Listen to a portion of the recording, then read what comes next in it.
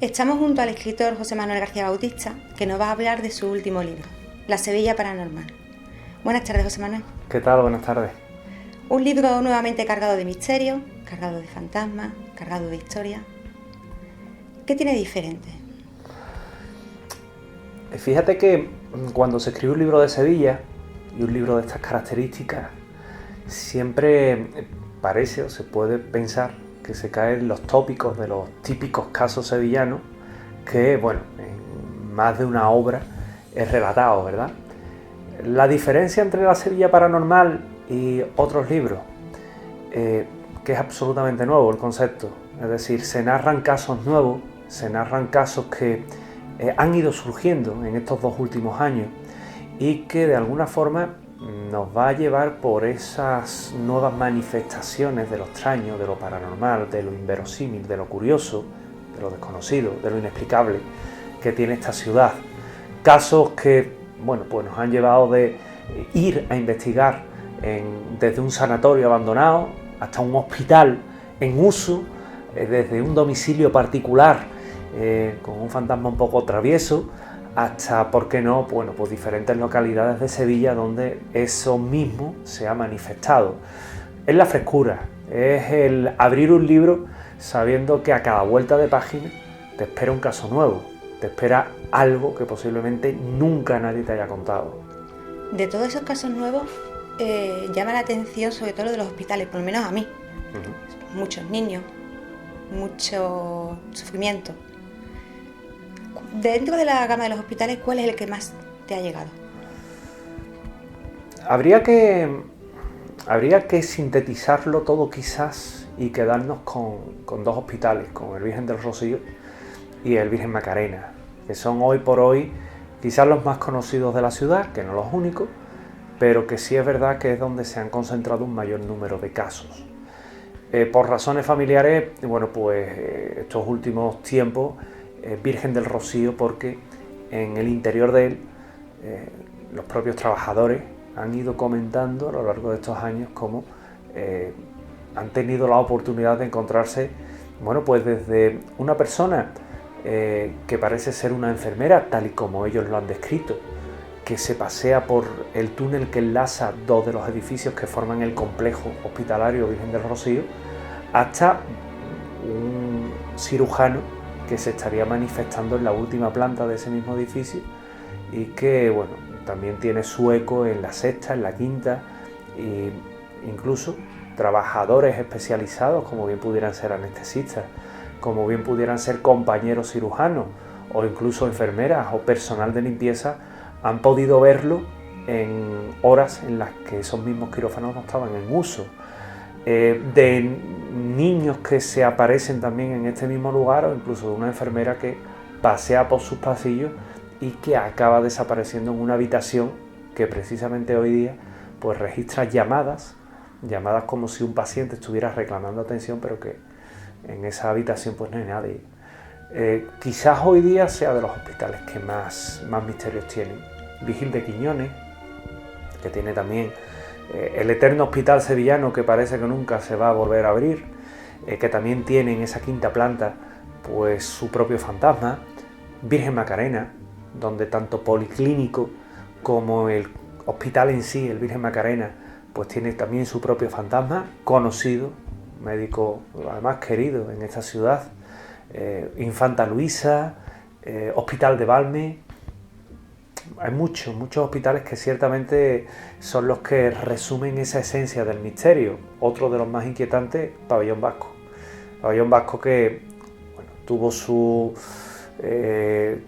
tenía su mala fama porque, bueno, era un hospital que en determinada época de esta ciudad estuvo dedicado nada más que a un tipo de paciente y que allí en la zona de urgencias pues estaría también apareciendo un niño, contado por las propias personas que trabajan allí o por los propios conductores de las ambulancias.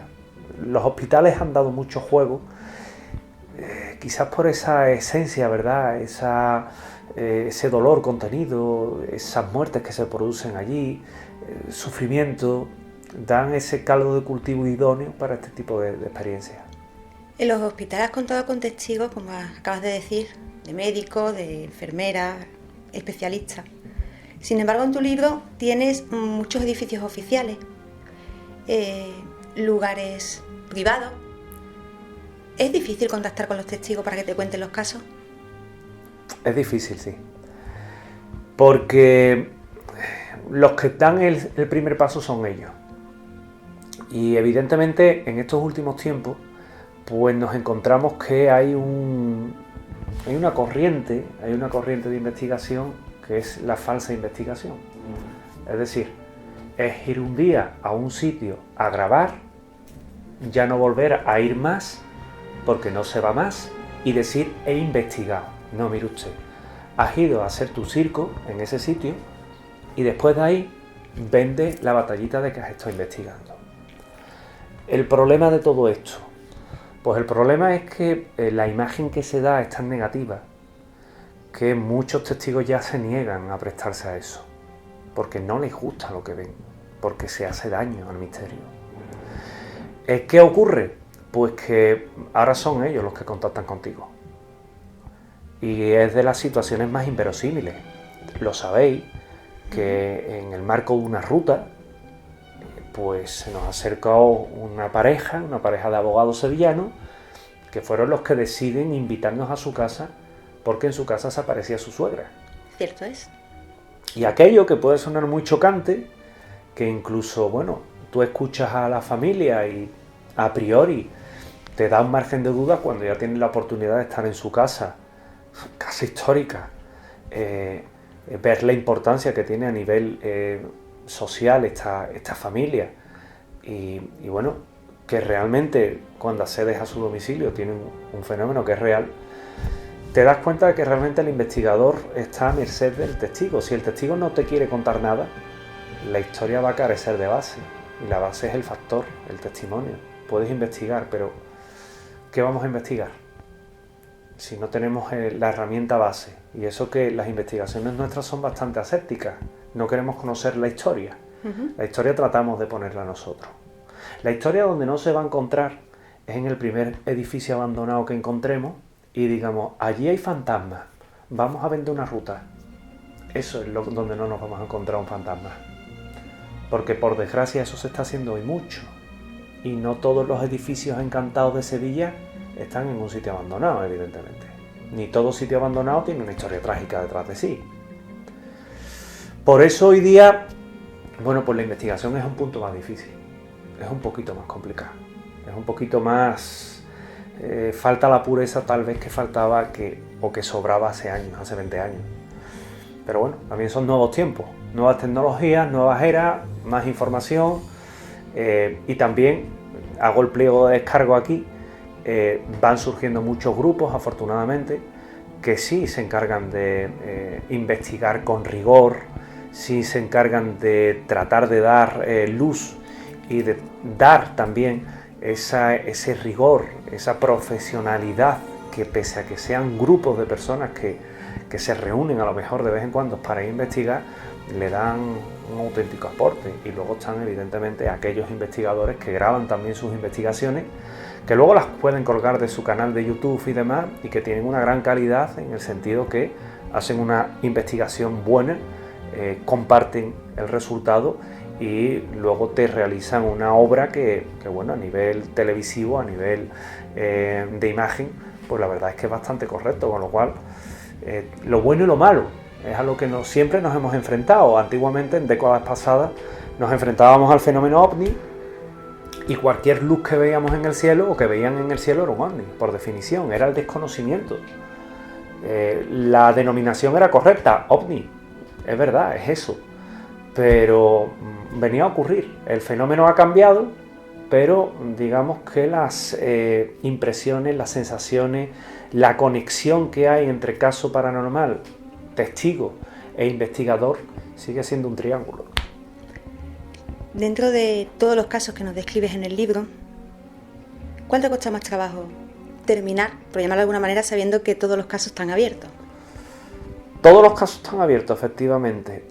Y dentro de esos casos que tiene el libro, quizás los que siempre cuesta más trabajo son los que se producen en un domicilio particular, en una localidad lejana a la capital, por el desplazamiento, porque dentro de los pueblos son pequeñas sociedades, microsociedades, donde todo se sabe y donde si lanzas un caso y trasciende la identidad de la persona, poco menos que dicen, en casa de fulanito hay fantasmas, y ya todo el pueblo sabe que allí hay fantasmas.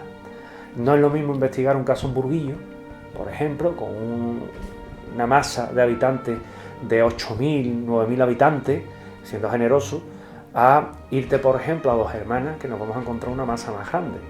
En los pueblos, en este caso, los casos que son en localidades cercanas a Sevilla y que son casos más conocidos, siempre son más fáciles de concluir, teniendo en cuenta que nunca se concluyen.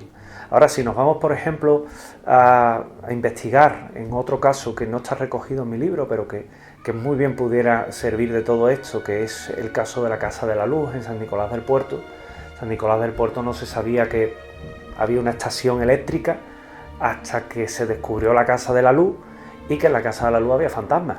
Y en la Casa de la Luz ahora es más conocida por los fantasmas que hay dentro que por la importancia histórica que tenía el edificio. ¿El ayuntamiento qué hace, hombre? Prefieren que sea conocido por la trascendencia histórica. En esos casos sí nos encontramos con más problemas. José Manuel, para terminar, ¿qué se encuentran los lectores del libro?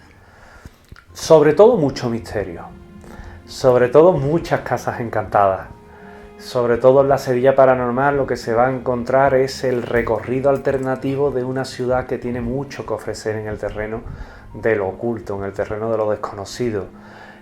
Si el lector lo que busca es nuevas ubicaciones, nuevos puntos, busca encontrar el sabor de las investigaciones de antaño, pero en ubicaciones nuevas, desde luego, La Sevilla Paranormal es su libro.